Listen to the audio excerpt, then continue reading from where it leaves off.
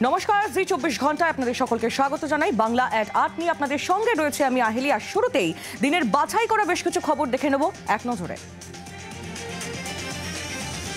রামপুরহাটে তুলকালাম। বিজেপির বীরভূম জেলা সভাপতি ধ্রুব সাহাকে গ্রেফতারের প্রতিবাদে রাস্তা অবরোধ করে বিক্ষোভ বিজেপির কর্মী ও সমর্থকদের। বীরভূমের রামপুরহাট কামারপট্টি মোড়ে রাস্তায় বসে এবং শুয়ে পড়ে পথ অবরোধ। পুলিশের সঙ্গে ধস্তাধস্তি। বিক্ষোভকারীদের দাবি, বিজেপির বীরভূম জেলা সভাপতি ধ্রুব সাহাকে নিঃশর্ত মুক্তি না দেওয়া পর্যন্ত পথ অবরোধ চলবে। কলকাতায় ফের অগ্নিকাণ্ড। বন্ডেল গেটে ৭৫ বছরের পুরনো ডেজ মেডিকেলের ওষুধের কারখানায় ভয়াবহ আগুন। বিকেল ৪টে নাগাদ এই আগুন লাগে। ঘটনাস্থলে যায় দমকলের ১১টি ইঞ্জিন। কিভাবে আগুন লাগলো তা এখনো পরিষ্কার নয়। কালো ধোঁয়ায় ঢেকে যায় গোটা এলাকা। ফাটতে শুরু করে দেয় সিলিন্ডারগুলি। আগুন নেভাতে গিয়ে অসুস্থ হয়ে পড়েন এক দমকল কর্মী। ঘণ্টাখানেক পরে আগুন নিয়ন্ত্রণে আসে। ২৬-এর অঙ্কে বিজেপি প্রার্থীদের চাপ কমানোর কৌশল। যারা প্রার্থী হবেন তাদের সাংগঠনিক দায়িত্ব নয়, প্রার্থীদের ওপর বোঝা বাড়াতে নারাজ নেতা।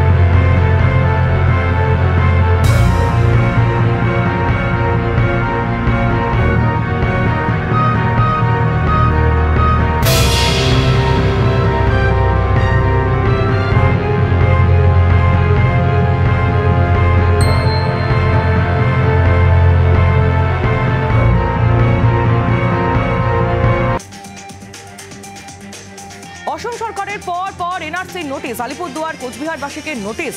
বিজেপি বিধায়কের বাড়ি ঘেরাওয়ের হুঁশিয়ারি। বাড়ি থেকে বের হতে দেব না বিধায়ককে, হুঁশিয়ারি ফালাকাটা তৃণমূল ব্লক নেতা শুভব্রতদের।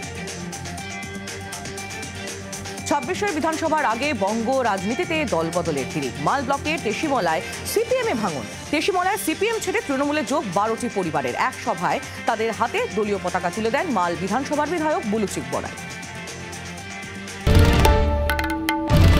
বাংলার আওয়াজ, বাঙালির আবেগ, জি 24 ঘন্টা।